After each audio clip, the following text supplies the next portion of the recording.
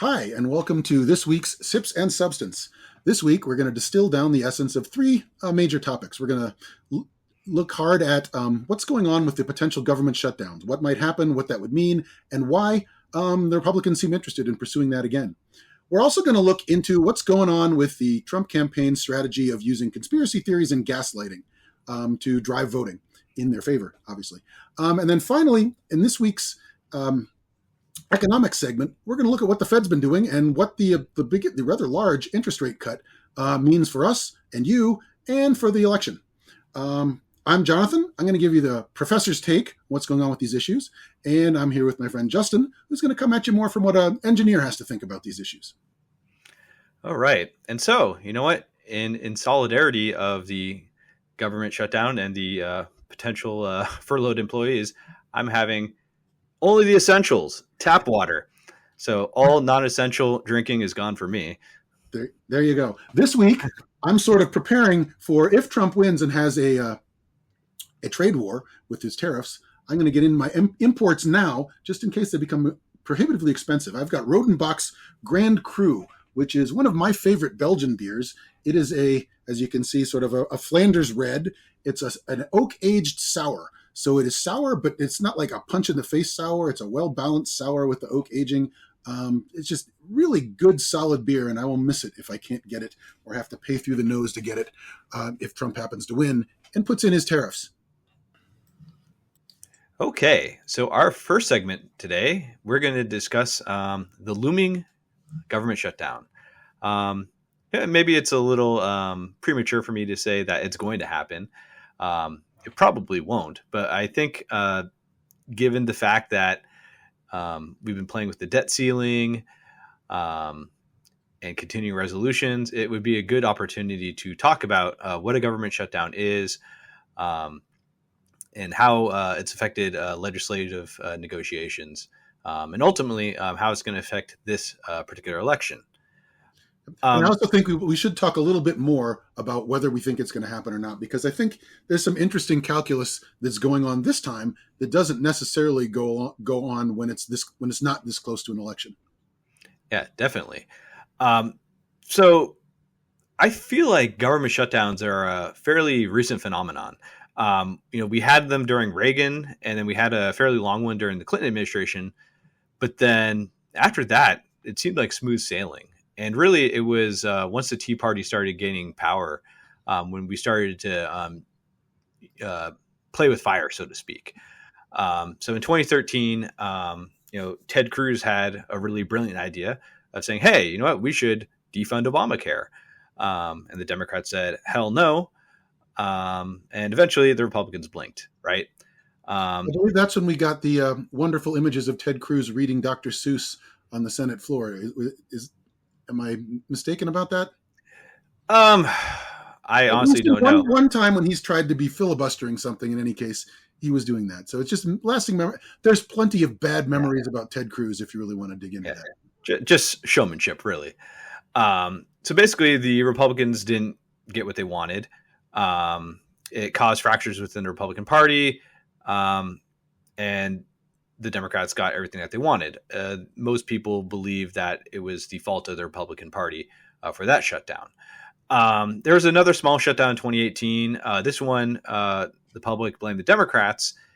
Basically, they wanted a legislative solution for DACA, and they didn't get it, so they blinked. This was during the Trump administration, of course. And then the most recent shutdown, I would argue the most famous one because it was the longest ever. It was when Trump wanted funding for the border wall. So everyone was in agreement with the budget. And then Trump said, no, I want funding for my border wall. And so it was back and forth, for over a month. Costs the government a lot of money. And ultimately, folks blame Trump, right? So for now, whenever we talk about shutdowns, I think the voter is more likely to blame the Republicans, simply because they're the ones who are, making these threats, right? Mm-hmm. So when we talk about shutdowns, we always have to keep that in the back of our mind. I think that we're getting ahead of ourselves a little bit when we start talking about the motivations and blame and things like that. And probably would be useful to talk a little bit more about what goes on if there is a shutdown. What do we mean by shutdown? Right? It's not that the lights go dark and everything we shut down as a country. Right? We still do our essential functions. Hence, your tap water. You will be able to go to the sink and pour your tap water. Yay. For a while, you will probably be able to still fly. That's a little sketchy because we try to keep the functions going, but people don't get paid, right? They tell you, well, we'll pay you when we get back, and they do, but in the interim, you don't get paid. So there's a tendency maybe for people not to come to work. We had problems last time with getting enough TSA agents scheduled, getting enough air traffic controllers scheduled, right? The military, they're forced to still work. They may or may not be paid depending on how long the shutdown goes. They may have to get paid later. Veterans benefits may or may not go out depending on the actual parameters of a given shutdown. And I don't know exactly what's scheduled to shut down when, but we still limp along as a country. We try to do emergency functions. We do the emergency functions, right? Russians can't invade because our nuclear missiles are offline because we're shut down. That's not a thing. But anything that we can close down often will. As you meant, I think you mentioned before, we were talking about it, things like national parks can shut down, right? They might stay open, they might shut down depending on how they want to handle it, but you won't be able to go to the visitor center, right? Anything that the federal government is in charge of, there's a good chance you might not be able to do it. And that also further increases the costs because we don't collect fees on a lot of things that we do as a normal function of government. So there's all kinds of ways where it becomes very inconvenient to people very fast, and especially inconvenient if you draw your salary from the federal government. Yeah, definitely. And we should also point out that you can have a full government shutdown and then partial ones, right? So there are some instances where we have funded a particular agency for the next couple of years, right? So the Department of Defense is a great example of that. We typically fund the Department of Defense over 2-year periods. What is the term? It's like National Defense Authorization Act, NDAA. But then there's also the continuing resolutions, right? So we don't really budget the way we used to. We just sort of roll things over and say, okay, we're going to fund the government for X amount of time in one lump sum, as opposed to, all right, we have a farm bill, we have this kind of bill. Yeah, I think it's useful just to say a little bit more about that because people might not be familiar with the jargon. So traditionally, as you were saying, we had a budget where, hey, this is the budget for each agency. This is the amount of money we want each agency to have. Okay, there you go. We'll approve each one of those in order or combined or however you want to do it, but we'll vote on budgetary allocations. These days, as you noted, Congress can't get their act together to do that for any number of reasons. But the net result is they pass the things, as you're saying, continuing resolutions, which are like, hey, let's keep funding at the current levels or plus or minus some certain percent, and we'll pass the buck on for a while, right? And we keep doing that and doing that and doing that. And it's a popular campaign promise for people running for the House, or even people running for other office to say, we're going to get the budget process back to how it's supposed to be. It's like, great, but we're not. At least not anytime soon. So we end up with these kind of sort of showdowns where the most recent continuing resolutions are going to end, and then we don't know what to do. Right. So to Kevin McCarthy's credit, he wanted to go back to what he called regular order, right? Well, sure, a lot of them, most people do when they come into power. They wanted to do this, and that is something I support. But he absolutely did not have the skill set to get it done. Granted, I don't know if anyone has a skill set to get it done. Maybe if we bring back LBJ, we bring back LBJ from the dead, we might be able to get regular order back in the House. And so I want to kind of shift gears and talk about, well, how does the shutdown manifest itself, right? So you mentioned that sometimes the national parks are closed, sometimes they're open, but then the visitor center is closed. So how does that work, right? So basically, each administration has their own guidelines, right? At a very high level, it's the same thing, right? You say, okay, well, national security, that has to be done. Our obligations, such as Social Security checks and anything that is required by a legislative statute, those go out, right? But then everything else is fairly flexible, right? So as I said, each administration through the OMB, Office of they Management and Budget for the yes, non-acronym followers. yeah. So they provide the high level guidelines. You can view those in our show notes. I don't want to talk about them much at all. And then each agency head will make its decision, right? So, the Department of Homeland Security, they might say, okay, well, we're not going to pay our TSA agents, but we're still going to require them to go to work. Air traffic control, yep, you guys have to definitely come to work. But then you also run the risk of people quitting, right? Because they're not getting paid. And or simply calling in sick, right? Sorry, right. I'm sick. Right, which they have every right to do.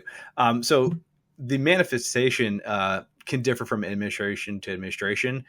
And honestly, I don't know how a shutdown would really look. I don't know what it would look like a month before the election, right?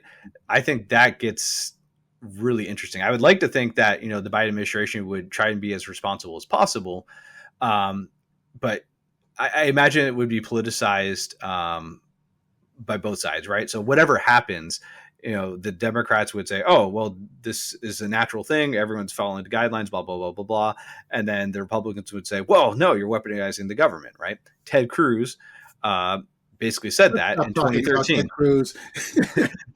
He doesn't deserve our publicity. It's hard not to. So we would also have to be wary of that.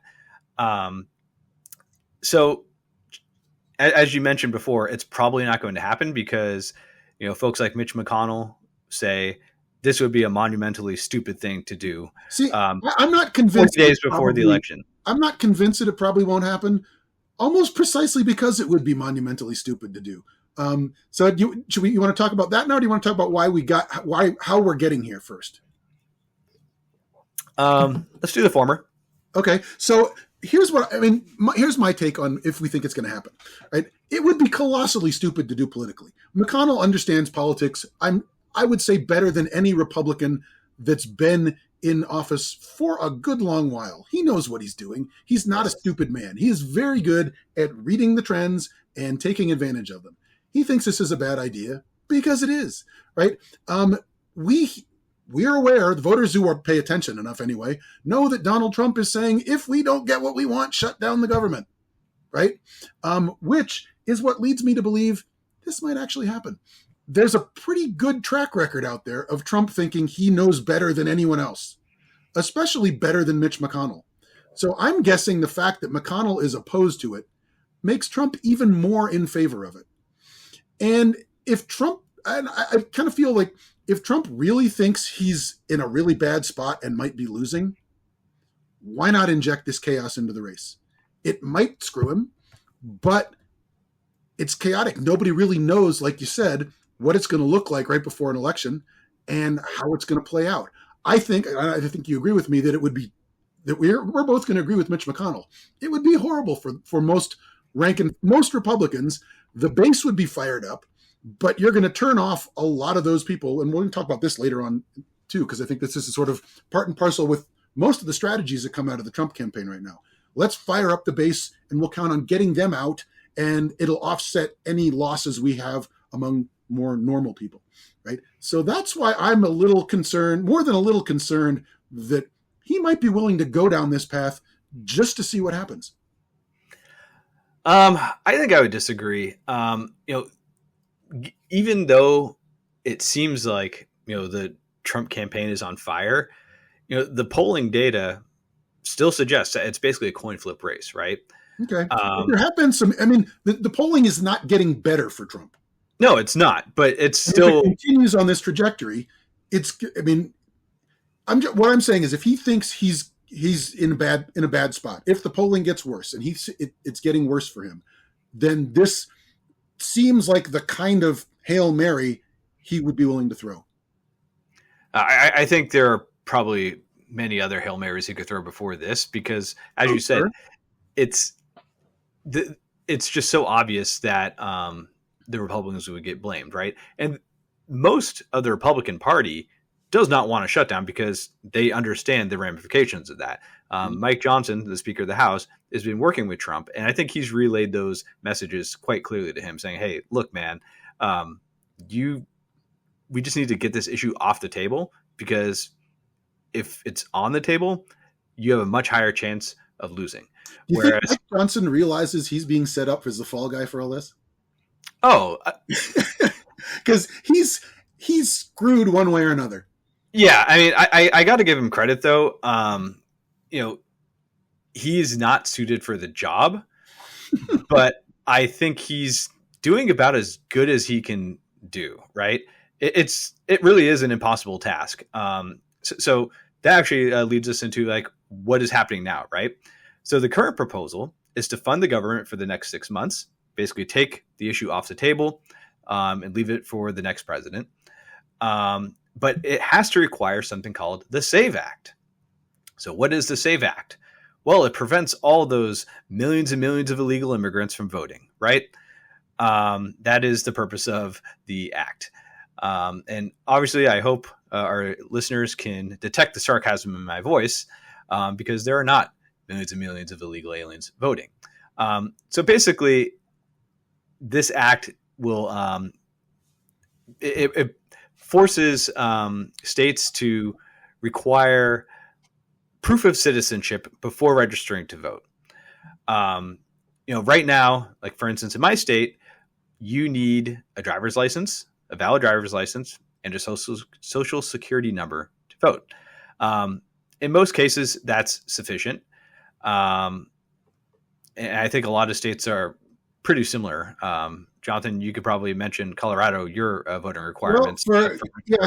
Again, it's been a long time since I got a driver's license, so I'm sure Ohio's procedures have changed a bit. But when my kids got driver's licenses out here in Colorado, they had to present a birth certificate. So, I mean, but as we discussed online, I don't want to give the SAVE Act as much respect as being an honest piece of legislation as I think you do. I disagree with the legislation, because at the end of the day, it's already illegal for non-citizens to vote. I would agree with the whole premise of it. I think it's not a serious piece of legislation, right? And I think it's going to be a good segue into, well, what are they doing with the conspiracies and the gaslighting? Sure. This is an outgrowth of that. They are convinced they're wanting to convince their voters that the illegal immigrants are voting by the millions, as Trump says, and that they can stop it. Yes, and well, no, they're just not. In my mind, I'm not giving them an inch on any of this stuff, because one, it's not a real issue. They're making up this issue. Two, they have no evidence that it's actually happening. And three, even if you gave them everything they wanted, they wouldn't shut up about the elections, right? They'd come up with some other reason why they lost. The only way you're going to pacify Republicans on any kind of election reform is if Republicans win every election, right? If we gave every possible reform they wanted and Trump loses, do you think he'll say, well, they conducted all the reforms, it was fair, I guess I lost? Right. Yeah, Trump absolutely wouldn't do that. I think there'd be some pushback, but I think there'd just be a lot of silence from within the Republican Party, which is what you often see, right? So anyway, Mike Johnson brought this up to the floor to be voted on, and it failed. The Democrats all voted against it. I think three or four voted for it or something like that. Yeah, but the vast majority.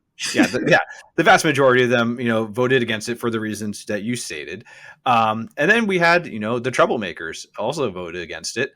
Folks like Matt Gaetz, Jim Banks, Andy Biggs. These are the people who voted to oust McCarthy. And I honestly think that these people just have no interest in governing at all. These are people who tend to just immediately go to the media. They're basically showmen. And so, we'll see what happens next. I think there's probably the Republicans are probably just going to have to bite the bullet on this one. And I think Mike Johnson's going to tell Trump, like, look, we don't want to hurt you. or your chances. So we're just going to get, like a 3-month deal done or something along those lines, and just take the issue off the table.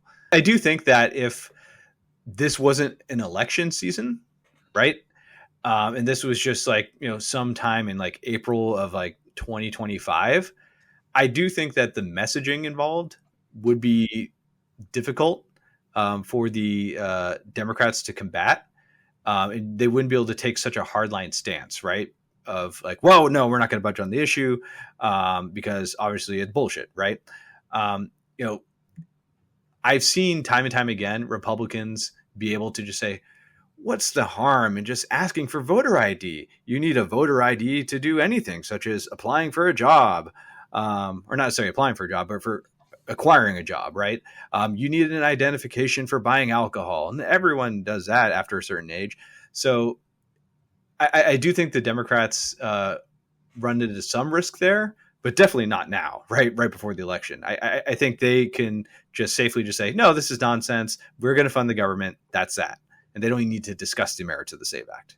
Mm-hmm. Yeah, and I disagree in that I don't think, I'm not convinced the Republicans could win this one, because at the root of it is bullshit, right? There is no problem that they're trying to address.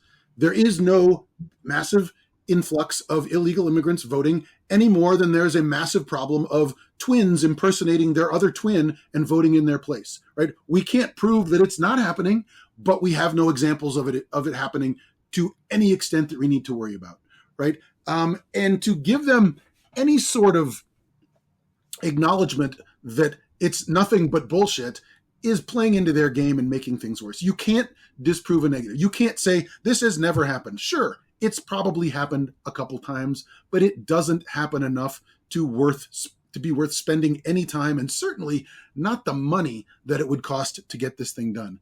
I do think we should talk a little bit more about why they do this then, right?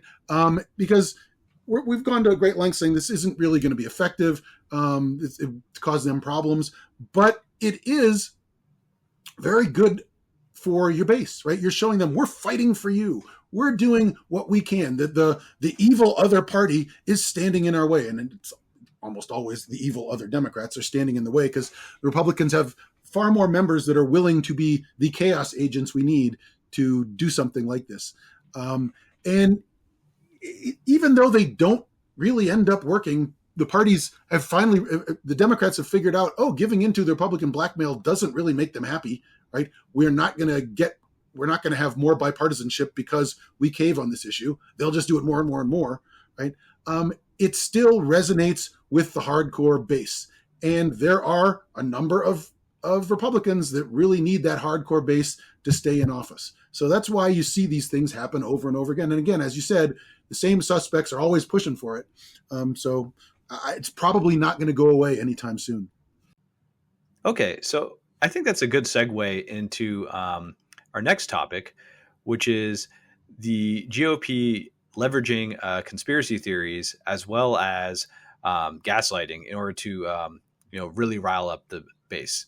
So Jonathan, why don't you start us off? Okie doke. So, I mean, obviously, I think if you're paying attention to us, if you happened to watch last week, wait a minute, why are we back here? Didn't we talk enough about the poor cats and dogs last week? And we did, right? We don't want to go down this. This is not an episode where we're going. Here's all the conspiracy theories that Republicans are talking about. That's not what we want to do. What I think, because they're pretty much all nonsense. What interests me, and hoping what interests you guys as well, is why? Why do they do this? Right. And because it seems to be, right, a feature of their campaign strategy. And, answering that question, why, will help us understand, I think, a little bit more about what they're up to, what it's going to mean, and how it's going to impact the election. And I think that there's a couple possibilities. Like, one, that Trump can't help himself.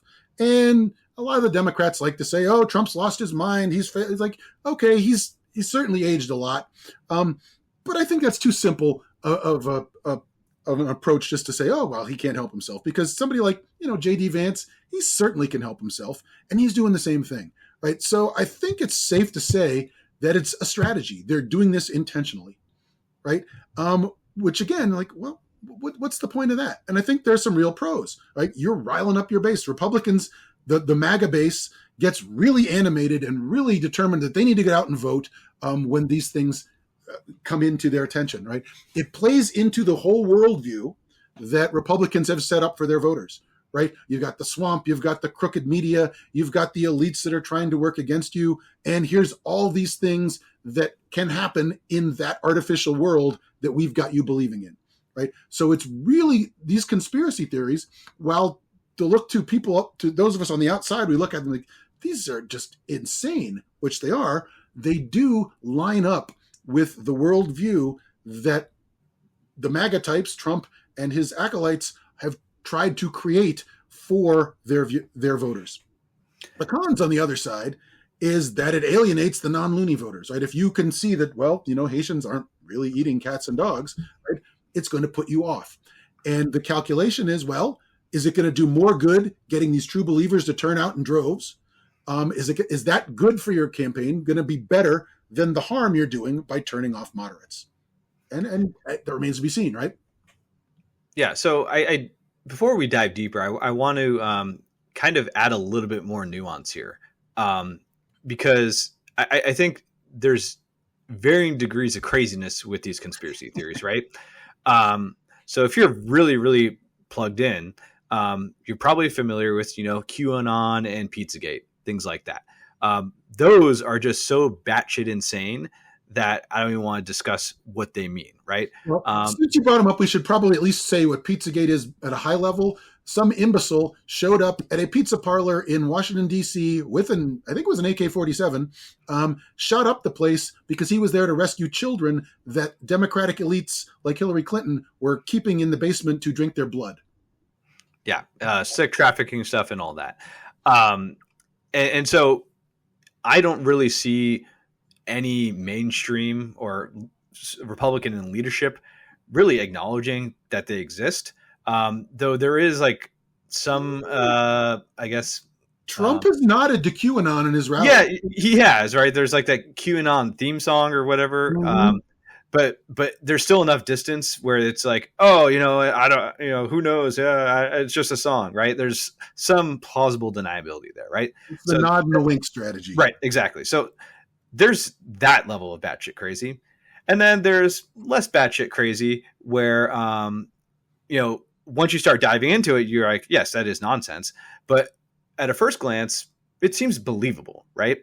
To a lot, to quite a few people, to be honest. Okay, more than we'd like to acknowledge, certainly. Right. So I think the main one that a lot of voters believe is that, they look at the demographic trends, right? America is getting less white, and many people view that as a problem. And so the conspiracy is, well, the Biden administration, they're just having open borders so that more immigrants, both legal and illegal, come into this country, and they're going to be voters, and then the Republicans are never going to win again, and we're going to lose our country. That's basically what the high level conspiracy theory is there. And it can get really intense, right? Where some people will basically believe in white genocide or white replacement theory. Dogs and cats, right? And major media figures such as Tucker Carlson have definitely made pretty explicit references to white replacement theory. So I do think it's important to at least be aware, that these conspiracy theories exist, that there's some degree of believability at a high level. But as soon as you start getting into the weeds of it, you realize it's nonsensical. But the problem is that most people don't get into the weeds, right? They look at a demographic trend and they say, yeah, America is getting less white. That's a problem because I'm white, and so I think we definitely need to be aware that this is going on and that many mainstream Republicans are doing they're, as you say, giving a nod and a wink to this, right? And I think when we think about these things, right, I'm going to just continue along with the why. It's like, well, why do people believe this garbage, right? I'm going to disagree a little bit in that and you say it's potentially plausible on the surface. It's potentially plausible on the surface if you've already kind of set yourself up in that worldview that the right wing media like Fox and Tucker Carlson and the MAGA types like Trump and Marjorie Taylor Greene and all those are pushing. If you've accepted that as a worldview, right, then these things can make a little bit of logical sense within that view, right? But you still sort of made a jump to get there in the first place. And it kind of to me, it comes back to sort of, we have a long history in this country of believing in these kind of things, right? And when I've looked into it and read about it and whatnot, there's the one theme that kind of runs through is that people like an explanation, right? If you look at demographics happening, yeah, it's clear that we are having more immigrants of color, and the percentage of white people in the country is going down. That's happening.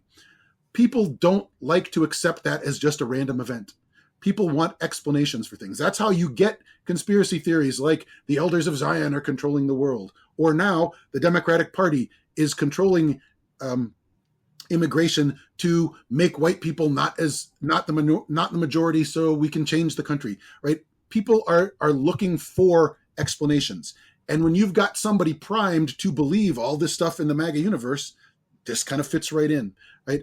So that's, I think, how we get to these conspiracies that, right, if you're not in that universe, it's silly on its face. I had a very interesting, went to a very interesting lecture when I was in grad school by a guy from MI5, which is the British version of more or less the FBI, counterintelligence over there.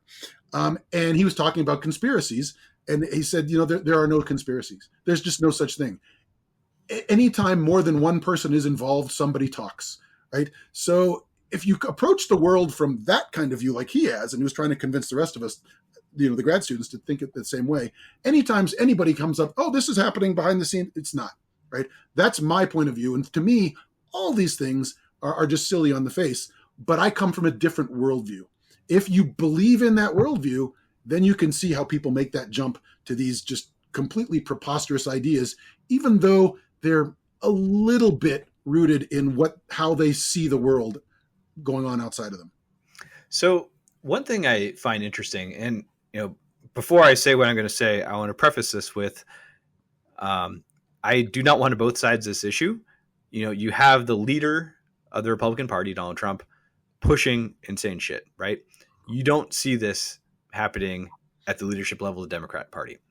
But when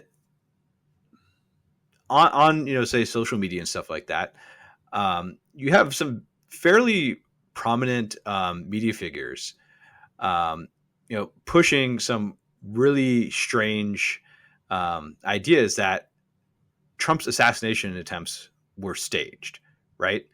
I actually heard that from a couple of my friends who are really liberal, and I had to explain to them this just is not. This can't possibly have been the case. Well, I hope they're not listening to our podcast. No, probably not. You never know. But the most recent attempt, where you had that lunatic in Florida, camping out for 12 hours, not firing a shot, right? I was surprised at the amount of people who just believe that, Trump is taking advantage of this. He was never in any danger. And yes, Secret Service did its job, right? Like the system worked. But there was still a guy who, if Secret Service didn't do their job, might have had a clear shot at Trump, right? It really disturbs me that, people who preach to be rational, right, will then believe stuff like this, right? So how do you square that? I'm just kind of curious. Well, I mean, I think it's the same from the liberals that I've met and talked to and also read that believe in these kind of things. It's a similar sort of mechanism in my mind. They're in this worldview bubble where the Republicans are evil and trying to control everything. And then when you hear, oh, the Republicans are evil and trying to control something, it fits, right? I think, again, a lot of people just aren't as skeptical of news as they ought to be when it comes from their side. right? And it's one thing that's my preaching for the day. When I'm teaching to students, that's one thing that I really, really push is, you know what? If you trust your news source, that's great, but you should also check out news sources that don't necessarily agree with you. If you like the Times, make sure that the Wall Street Journal says the same thing, because if it's real news, they'll both agree, right? Yeah. And what you ought to do as well is, again, we talked about this before, but find somebody from the other side that you think is reliable. Don't just get your opinion news from people that are of the same mind as you all the time, and certainly don't get it from social media. Right? You're not going to hear any mainstream media sources talk about, hey, this is a conspiracy for the, set up that this was staged, because it's just, people are skeptical, are susceptible to believing a narrative that fits within their preconceptions. So if you want to be a rational voter and consumer of news, don't believe these things that would anything that would require a group of people to keep quiet about. Be skeptical of, because it's more than likely not happening. Yeah, I think going back to like the 2018 era, the whole RussiaGate thing, it was fascinating, right? Because I came from the perspective of like, okay, yeah, I'm sure that Trump wanted dirt on Hillary, and if it came from the Russians, so be it. But I never believed that like Trump was capable of masterminding, frankly, anything, right? And you had so many people being a useful idiot, though. Sure, absolutely. And it really bothered me that so many people like believed every single detail of like the Steele dossier, right? Where like, oh, Trump had, prostitutes pee on Obama's bed, and that, Trump is like billions of dollars in debt with the Russians, and that the Russians basically control him. And then you start shifting more towards the reality, where Adam Schiff, who is chair of the House Intel Committee, said, well, there's clear evidence of collusion, right? And so if the word collusion is not well defined, everyone's just going to interpret that fits their own narrative, right? So the way the Republicans interpret that was, well, if you can't criminally charge Trump, then no collusion happened, right? Which is ridiculous, because the facts were the Russians did meet in Trump Tower with Donald Trump Jr. They were willing to receive information, but not in a way that warranted throwing them in prison, right? Paul Manafort did give polling data to Konstantin Kilimnik, right, who is wanted by the FBI. So from my perspective, there was interactions. You could call it collusion. But because we don't have a definition that everyone can agree on, everyone just interprets it in their own way. And you had folks on, say, MSNBC really pushing a narrative that I think ended up being counterproductive, because it allowed Trump to basically say, well, I'm totally innocent, right? And maybe we're kind of getting a little off topic here. But I just wanted to bring that up. Right. So my question to you, based on that, Yeah. And it is a little bit of a digression, but I think it's, what lessons do you think then that we should take for this election based on how we reacted to it in the 2016 election? One, I think you just got to go back down to the facts, right? Narratives stem from facts. And so like when we talk about, like, say, or they should, right? Like, so yeah, they should stem from facts. So okay. Like you go to like the Haitian immigrant stuff, right? I hate talking about it so much, but it's just something that's easily debunked, right? And so we can just like say, all right, no, that narrative is gone, because you can have your police report, but then the lady found her cat. She apologized to her neighbors. Done deal. We should stop talking about it. But they won't. They won't. Sure. That's the problem. But I do think the media and everyday people should just have it in their minds, like, oh no, it has been debunked. And as long as that's kind of in like the zeitgeist, where it's like, oh, that is obviously BS. I think we can live with that. Um, yeah, going back to like the more complicated things like Russiagate, boy, I think that's hard, especially like going to voting rights and are illegal immigrants voting? Yes, some are voting, but it's inconsequential. So you have a fact that some illegal immigrants are voting, but then you have to go to the next level of say, okay, but look at all the elections, no effect. Um, and I think having responsible people like Brad Raffensperger, who really went into like the nitty gritty of the Georgia election and basically debunked everything, right? Well, I'm glad you I mentioned think Brad Raffensperger, I right? think elevating people like that is just so important.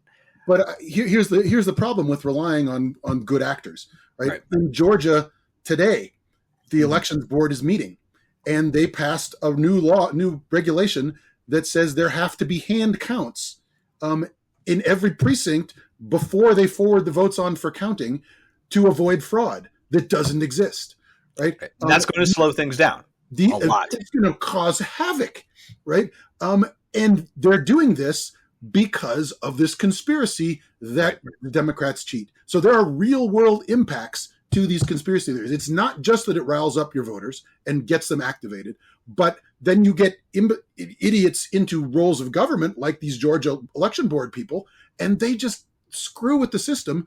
And also, they're priming the base to reject any loss by not giving up the idea that the elections are still corrupt and they're still resisting these changes. Why wouldn't you want to have it? I mean, it's the same logic when you talk about illegal immigrants. Like, why wouldn't you want to hand count the votes to make sure they're accurate? Right. Right? There's no reason not to, except that it would just screw up the entire election counting process. Right? It gets the base. It gets the base ready to be receptive when if Trump says, "I lost because they cheated again." Right? And so you can see how these conspiracy theories are actually playing out beyond simple talking points. Now, whether it will work or not is another story. And I think there's at least a chance that this could be Trump's McCarthy moment, right? For a portion of the voters, right? In the end, you have no decency, sir. Which McCarthy? Joe McCarthy. Okay. In the end, you have no decency. Remember that's even for people who like me who was not born yet. Thank goodness I'm not that old. It still resonates. And I don't know, do people of your time know that at all? No. You guys don't know Joe McCarthy? No, we know him. Okay. In any case, he was exposed in a Senate hearing, and once this guy finally called him out, people are like, yeah, you know what? He's kind of full of shit, right? I would really drive home the Haitian nonsense because you have Trump continuing to say it, and you have J.D. Vance on the record saying, yeah, I'll make up stories if that's what it takes to get the media to talk about it, right? I would lean into this stuff something fierce. I would have a commercial that would air from now until the election of Trump saying, they're eating the cats, they're eating the dogs, right? Really trying to show people how preposterous it is. And it won't make a difference, right, with his base. But I think it could make a difference with moderate voters who are like, well, I don't really like Trump, but Harris doesn't seem to be that great on the economy. I think Trump might be better on the economy, but holy cow, he's crazy. I think that could break through. I think just treating it like it's baked in and this is just Trump being Trump and we know how he is. This might be the proverbial bridge too far for some voters because it's really, really nutty and really in the mainstream a lot more than they usually are with their nutty conspiracies. Yeah, I mean, I think we're all kind of hoping for like our Barry Goldwater moment, when a group of senators marched up to the White House and basically I don't demanded. see that happening. Right, but that's what we kind of need to hope for, right? Because at the end of the day, the voters are the voters, right? It's almost like a chicken egg situation where the leaders are not being responsible, which agitates the voters, but then the voters are the ones who give power to these folks, and so you just have this like vicious cycle, and so you're just going to have more responsible people, putting their careers on the line, in a way. But Unfortunately, who's I that don't going to think we be? can hold our breath for that. Yeah, who's that going to be? Mitt Romney is retiring. He's stepped up before. Liz Cheney was ousted from power. I mean, it's looking fairly grim. Um, so we'll see what happens. I do think that whatever problems that we have, we've dealt with worse in this country. Um, so I do think that things will eventually get better. I just don't know how. Right. Yeah, I mean, I think that it's. I want to be optimistic too, and we can hope. But I think we have to entertain the possibility that it could get a lot worse before it gets better. Because, like I said, he is priming his people Good. to be really agitated if he loses. Right? Right. Are we convinced there won't be some sort of attempt at a January 6th style uprising in state capitals this year? There certainly could be. That wouldn't surprise. Yeah. I would be disgusted by it, but The, I wouldn't be shocked by it, and yeah. it saddens me to think that way. One of the Republican strategies is to have a bunch of election lawyers on hand. Oh yeah, well, both sides do, to be fair, but the Republican election lawyers are pursuing a little bit more of a Right. Yeah, exactly. It's Good word, by the way. And Trump's campaign manager, Chris LaCivita, has said that our goal isn't to win on election day; it's to win on inauguration day. And again, like I don't want to like blow these statements out of proportion. Do I think that we're susceptible to some sort of like fascist takeover? No, like I don't want to like be like Chicken Little here, but at the same time, given that we had January 6th, we should at least be on edge. And I just hope that enough people can just call them out. But the depressing thing for me is that, the election is so close and we already know all these terrible things that the Trump administration did regarding January 6th. And that just didn't resonate with voters, right? And so we just got to wait and see. Yeah. I mean, I think we all, like you said, we need to be prepared because I don't see a world in which Trump concedes. All right. So on to drier topics. I like to believe that our podcast is, a fairly serious podcast. So I don't enjoy, talking about the nonsense that is happening in our political system. So I think pairing some of the conspiracy theory stuff with, some hard, real talk about interest rate cuts is going to be beneficial. So yeah, that's the big news. The Federal Reserve cut the rate by 50 basis points or 0.5%. So yeah, we want to discuss what that means for the election. And, I don't know if we want to necessarily go into like economic predictions. We're not, we don't want to be like Jim Cramer after all. But, Well, I think it is kind of useful to just talk about in general what it means when the Fed cuts the interest rate. And in general, what that will do, well, specifically what it does, it makes the cost of borrowing cheaper, right? The interest rate is lower. You don't have to pay as much to borrow money. This applies to individuals as well as corporations. And on the corporate side, what it does is traditionally businesses are more willing to invest when the cost of investing is cheaper. They're more willing to do more research and development. They're more willing to bring on employees. It's generally good for business expansion, right? On the demand side, it makes the cost of borrowing cheaper for consumers, usually increases demand sort of across the board for consumers, because especially American consumers traditionally don't mind taking on debt to buy things that they want right now.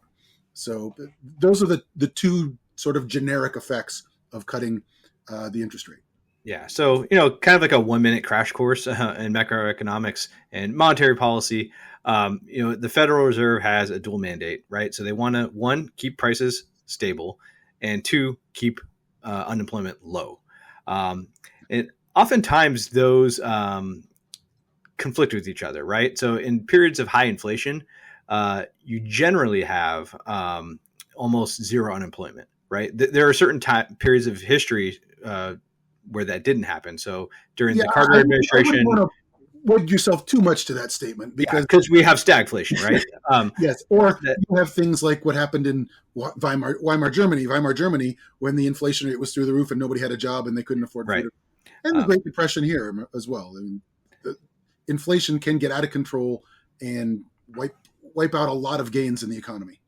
Exactly. So, anyway, so the Federal Reserve, what they want to do is, keep prices stable. So that's basically low inflation. I think they're shooting for about like 2% annually. They aim for between 2.5%, Yeah. more or less.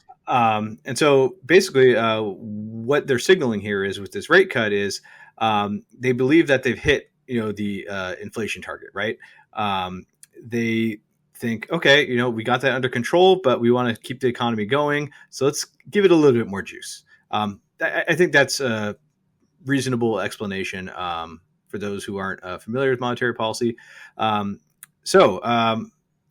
you said, Jonathan, this is going to affect credit cards and any other type of borrowing. So the housing market, car loans. When it comes to housing, I'm a bit skeptical that this is going to really do much because there is a lot of pent up demand in the housing market because housing prices are so high. So anytime you have, a rate cut like this and it's easier to borrow money, well, that's going to increase demand, right? In which case the price of the house could go up. So even though you're paying less in interest, you're going to pay more in principal, possibly, right? Well, yeah, and I mean, excuse me. So we've talked before about what happens when you increase the demand side in the housing equation. I've read a couple pieces where people speculate, well, interest rates were so high that people who had a good mortgage rate weren't moving, right? Right. And that was They closing off probably demand, won't.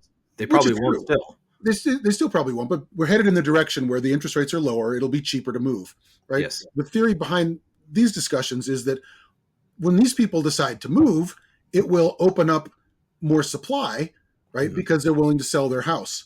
I'm not as convinced by that argument because at the same time, if they're willing to move, they're also in demand for a house. Right. So it's kind of at best a wash. I'm willing to sell my house, but I need to buy one too.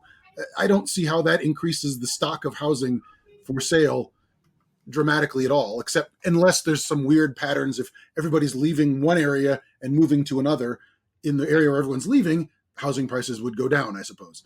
But other than that, if you look at it nationwide, just because people are willing to sell existing houses doesn't mean housing prices will go down because they got to go somewhere, right? Unless they've died and their estate is selling the house, they also have demand for a new house too. So I would think if anything, it's going to increase demand, which is probably not what they want to consider over in the Harris campaign when they're worrying about keeping housing prices down. Right. Now, I think the car market, though, that it will Sure, probably have a impact there. Mm-hmm. If you need a car, right? There's no getting around that. But you might be waiting for the right moment. And I think when you get a rate cut like this, it's like, okay, like, I've been in the market for the past year. I know what kind of car would I want generally. And so now I can execute, right? Well, and also the market for cars isn't as fixed as the market for houses. Exactly. Right? It's much easier to build more cars than it is to build more houses in a quick turnaround.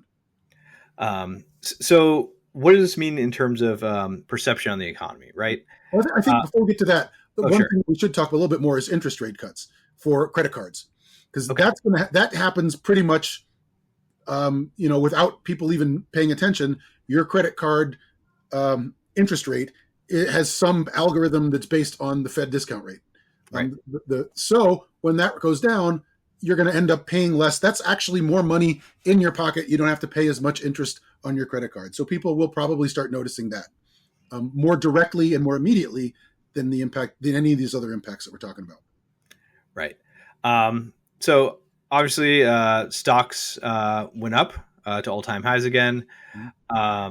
So the market feels pretty good about this. I think they were probably expecting 25 basis points. I think that was the general consensus. So they got a little bit more juice. So they're happy about that. And we've also started to notice that, Trump is slipping a little bit in the polls in terms of the on who can handle the economy better. Um, and I honestly think that that's more to do with, we're starting to forgive and forget, so to speak, the inflation that happened earlier on in the administration. Well, it's also possible people are noticing that the inflation is getting better now, Yeah. and things like this where the interest rate is being cut, it gets a lot of press.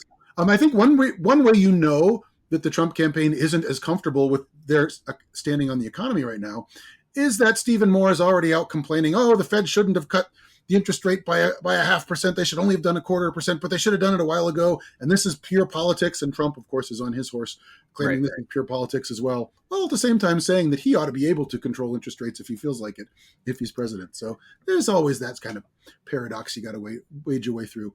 But yeah, it seems pretty apparent to me anyway that they're not as comfortable with being in a strong position on the economy as they were a couple months ago. Right. I agree with that. Now, the R word, recession, that's clearly off the table just from time standpoint. Between now and the election, certainly. There's not. And we've been past that point, right? It's, you need 2 consecutive quarters of negative growth. We don't even have a quarter left. So right. Now, you could have a stock market crash. I don't know why we would have one, right? There's no indication that there will be one. But it would have to be from events beyond our immediate control, like a massive war in the Middle East immediately breaking out that completely disrupts oil supply. Something like that. Okay. Or if Russia does invade Poland or the Baltics, that kind of thing could seriously disrupt the economy. But yeah, it doesn't seem like that's in the cards from just the economic side of things in the next couple months. Yeah. And I don't want to ever be like one of those Peter Schiff guys who just says that, oh, we're going to have a crash. It's imminent, right? We don't need to be Chicken Littles. Things appear to be looking pretty good. I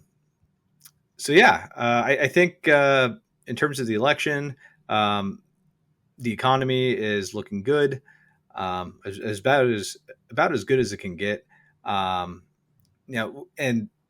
Even though we still have the high prices, this isn't going to really affect it. So the high prices is sort of baked into everyone's electoral calculations. At the end of the day, we're looking for changes in electoral patterns, and I don't really see a change here at all. Well, I mean, I think if anything, I'm guessing that the Harris campaign is pretty happy with this, right? Because when the stock market goes up, that's one of the few bits of economic news that most Americans are at least peripherally aware of, because it's something like, I think I looked it up today, it's something like 61% of Americans are in some way or another invested in the stock market.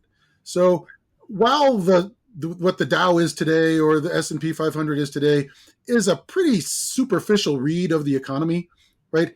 It's the kind of read of the economy that a lot of people who don't pay attention to economics pay attention to a little bit. They will see that, oh, stock market's up. And they will see, oh, our credit card payments are a little bit lower, right? That's the kind of thing that people will notice because most Americans have some sort of credit card debt, right?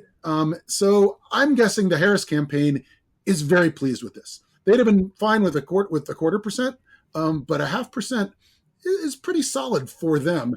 And I think another reason for that is like when you're looking at like big institutional investors, they plan out their investment strategies ahead of time, and they think, oh, they're liable to cut the interest rate at a certain point. This will buy and sell stocks accordingly.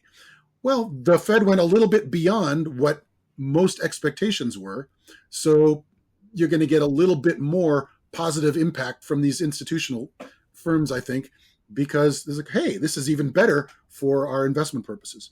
So that can't hurt if you're trying to say, hey, we're doing a pretty good job with the economy.